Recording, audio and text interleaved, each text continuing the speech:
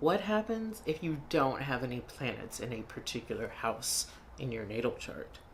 What happens if you find your sun sign right on the cusp of two different signs? And why does everyone hate Gemini energy? These are 5 common astrological misconceptions. Astrology. I do not think that word means what you think it means. Hi, I am the Lady Miss Vagina Jenkins, and it is time to talk about 5 common astrological misconceptions.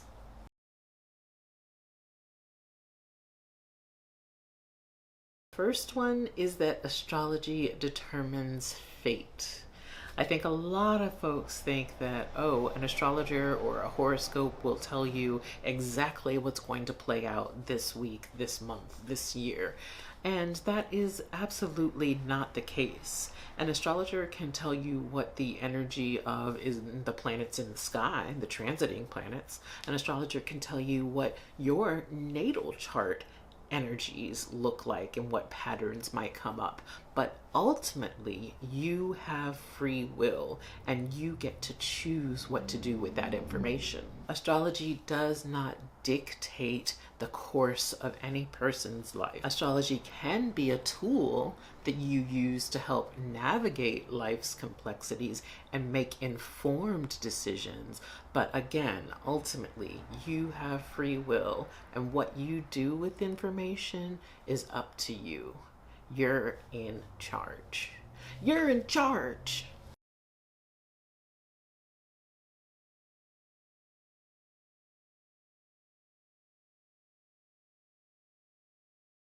Number 2, what if you have empty houses in your natal chart? Oh, wow. Scrolling the comment section of all of the astrology content online, I keep seeing this thought, this comment over and over again. My 5th house is empty. Does that mean I'll never have sex or create a beautiful work of art? My 7th house is empty. Does that mean I'll never get married? My 2nd house is empty. Does that mean I'll be poor my whole life? No, absolutely not. Empty houses are neither good nor bad. They're completely neutral, and they have a lot of information to offer, even though there are not planets there. And I'll give you an example. Let's look at the 2nd house. And what if someone has an empty 2nd house, but that 2nd house is ruled by Capricorn? Well, 2nd house is a lot. 2nd house can be about how you earn money in your lifetime. It can also talk about your values in life. And so with the 2nd house ruled by Capricorn, which is a cardinal earth sign, I wonder about the experience of being an entrepreneur or being a leader or a boss in some sort of money-making endeavor. And in terms of the values part of the equation, I very much think of Capricorn being ruled or rooted in tradition. What is traditionally done, or what are the traditional techniques of any given endeavor? And also a respect for structures, existing structures or governmental structures in the law, or just hierarchies generally speaking, understanding that people who put in the work before you are valuable people to learn from. So that's a lot of information that we have about the 2nd house in Capricorn before we even get to the 2nd half, which is what planet rules Capricorn? Saturn. So I want to find Saturn in the person's natal chart to understand a little bit more about how this person might earn money. Is Saturn placed in the 3rd house? And I would think, oh, perhaps communication, ideas, conversations with people is how this person might earn money. Is Saturn placed in the 5th house of creativity, children, pleasure? Could those be part of how this person might earn money over time? So yeah, empty houses have just as much information to offer.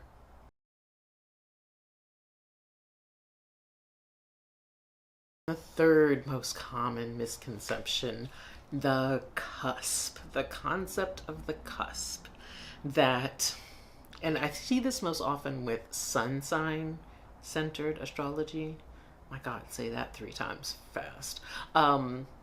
People whose sun sign falls right on the line between two signs. An example could be Aries and Taurus. Say you were born at 29 degrees 50 minutes of Aries, and then that person will say, oh, well, I have a lot of Aries Taurus energy in my sun sign because I was born on that cusp. They're kind of half right and half wrong, and I'll tell you why. First and foremost, math. Astrology is very math centered. For example, in the whole sign house system, each house is divided into 30 degrees. And so either you are 0 to 29 degrees of Aries, or you're 0 to 29 degrees of Taurus. There is no vague middle point between 29 and 0 that we can call a cusp and say that you are combining energy in your sun sign that way. Either you're an Aries sun or you're a Taurus sun. That's just how the math plays out. However, and this is why I encourage people to understand that astrology is not just your sun sign. A person that is born in such a late degree of Aries is going to have some Aries tendencies and some Taurus tendencies. And here's why: because of the other planets.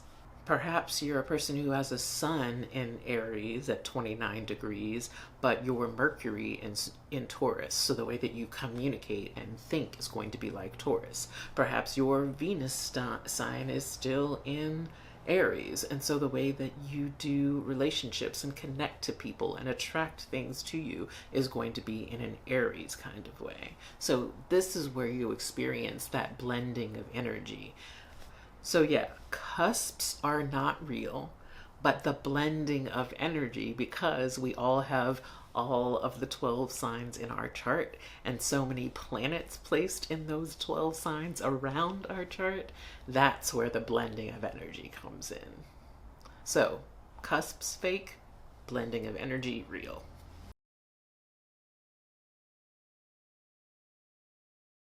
And that brings me to point number 4 about sun sign astrology.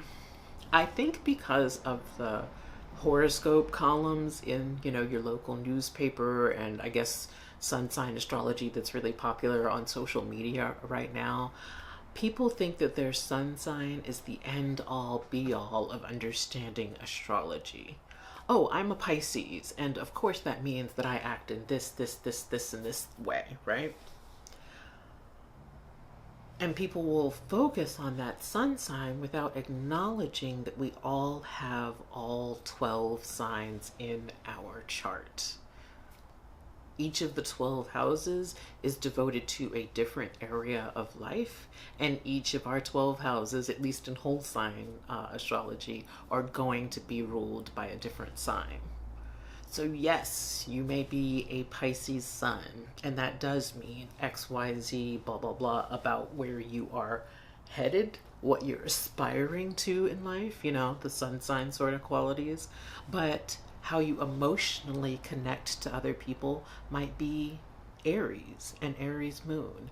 How you think and the ways in which you communicate, that might be wrapped up in Taurus energy, a Taurus Mercury. You might have a rising sign that's in Sagittarius, so the way that you approach the world, the filter, the lens through which you experience things is in this Sagittarius kind of way.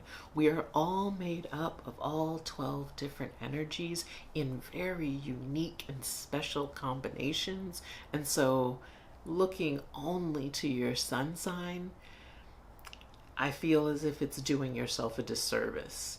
It's not understanding the nuance of who you are and how special and individual your chart is and what that means about the way that you do things. You have a unique gift to offer the world, and lumping yourself in with I'm a Pisces and this is the box that I live in is really doing yourself a disservice.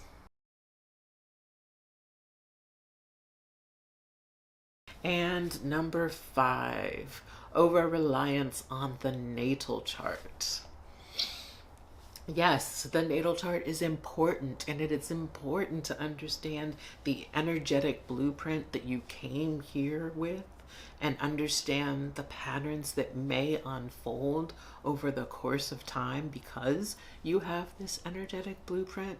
But there's so many other ways to engage with astrology. And I'm laughing because I feel like I say this on every video. But it's true. Yes. Okay. So we got the natal chart, and that's your energetic blueprint that you were born with. But things change over time. You know, you progress, you grow. So, for example, there is a progressed chart that talks about how much you have grown and changed and where you are right now in this phase of your life. There is a relocated chart that talks about if you don't live in the exact same place in which you are born and how your energy might be different in a different location, both a location that you live in, so the place that you might move to, or a location that you visit, and that's astrocartography. What if you could start to make vacation plans rooted in the idea of your personal astrocartography and understanding how your energy jibes with different places around the world? Also, the idea of transit charts. So we know what was in the sky when you were born at that exact moment of your birth, but what's in the sky right now? And how is that interacting with your chart? What is your emotional landscape going to look like this particular month? Let's do a lunar return reading. Let's look at what your year might look like on your birthday with a solar return reading and solar return chart. There are just so many ways I could go on and on and on because there are so many ways to engage with astrology beyond just your natal chart. And this is where a consultation with your local astrologer would do you good. You know, it doesn't necessarily have to be me, though you can check out my listings at vaginajenkins.com. But yeah, there are so many people that are working in astrology that can help you understand so many different facets of your life.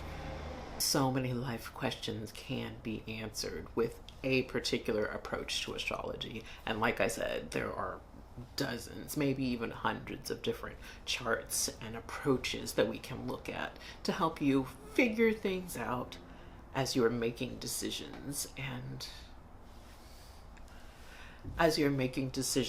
navigating your life. That's it. That's my spiel. So yeah, did this video clear anything up for you? Or maybe you think I'm wrong and you want to fight about it in the comments. Let's tussle. Yeah, let me know your thoughts. Any other astrological misconceptions I should look into as well?